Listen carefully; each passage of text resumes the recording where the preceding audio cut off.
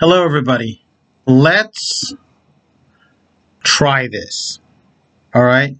What if you absolutely, positively must talk about science to one of your religious zealot friends, relatives, associates? What if you absolutely, positively must have this conversation? How do you do it?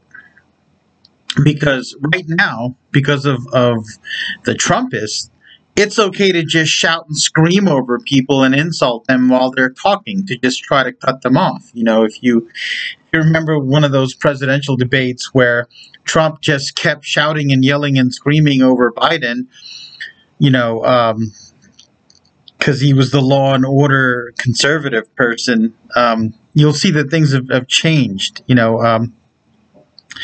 Sometimes you absolutely have to have this discussion. A situation is, for example, what if you have kids and your kids are vaccinated because you don't want them to get sick, you don't want them to carry the sickness, you don't want to get sick, you don't want your grandparents dying or your sick relatives dying, or if you have a spouse or a brother or a cousin or uncle, that you're in contact with that's immune compromised, you don't want them dead.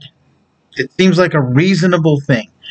And so you get vaccinated, and let's say your kids are old enough to get vaccinated, or at the very least you're quarantining, and you have relatives and you have neighbors and you have friends and associates that not only won't do it, refuse to acknowledge its effectiveness, and will shout and scream at you, will possibly get violent over this. But you have to have this conversation because they're people you have to have in your life. You can't avoid.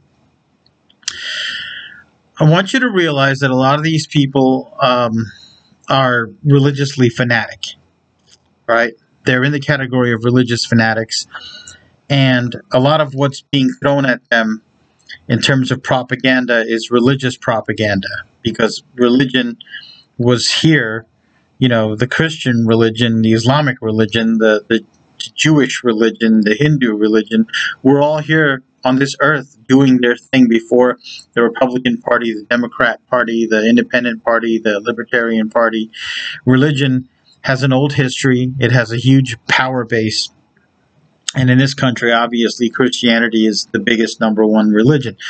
Well, first of all, you need to explain to them that science doesn't necessarily say God doesn't exist. Science doesn't necessarily say God exists or a God. Science deals with the ultimate expression of thou shalt not bear false witness. It is the idea of thou shalt not bear false witness taken to as much of a conclusion, as great a degree as you can, while still allowing for a margin of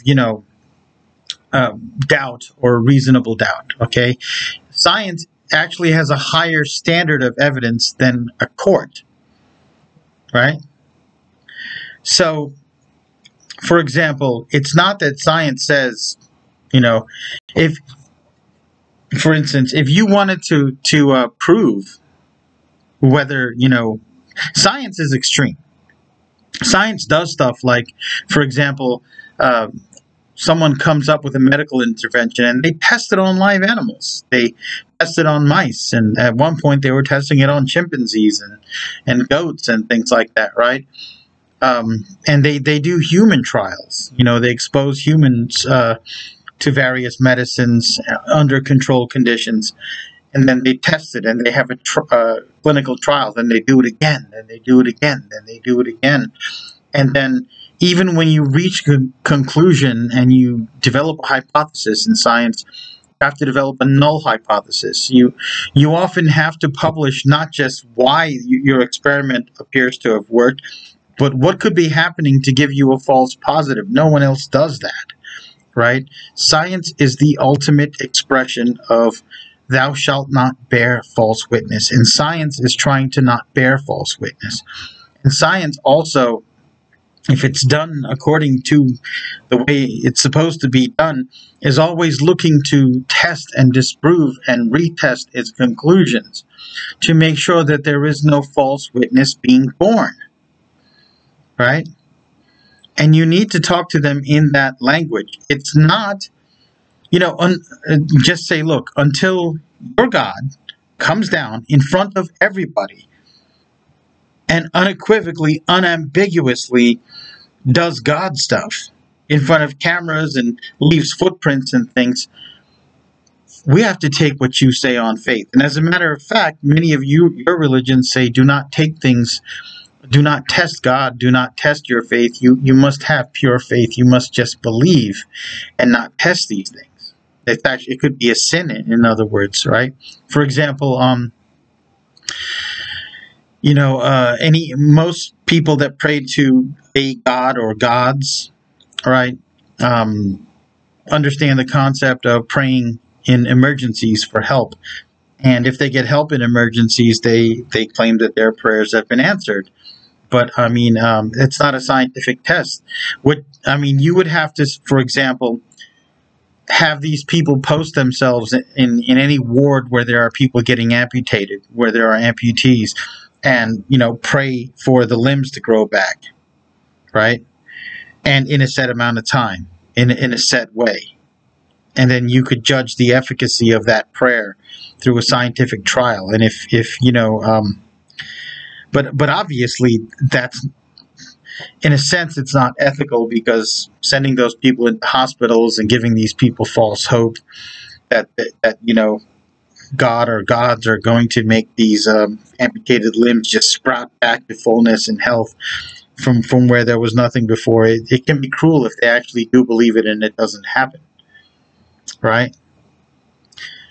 But I'm pretty sure that in the Christian religion, for example, or the Islamic religion or the Jewish religion, setting something up like that and participating in it might be considered a sin, right? But in science, we're just looking for answers. We're just looking to find evidence and cross evidence and supporting evidence for the supporting evidence, so that we do not bear false witness. Right? And if you find someone misrepresenting scientific facts, you need to turn back to them and say, you're bearing false witness about this. According to this data right here, what you said is absolutely false, and you bear witness to falseness. You've just committed a sin. According to your religion, which you say is superior to mine, or if you don't have religion, which you say is the superior form of morality to irreligion. Okay? And you need to use that language with them, because otherwise it won't even register like that they're lying, or that they're repeating a lie. They'll just keep going, right? Thou shalt not bear false witness is one commandment scientists live and die by.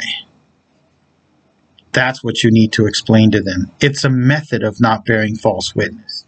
It's a method of whittling down all the data, all the information, to get to the least amount of bearing false witness that you can get while still being human. All right. Just an attempt. Thank you.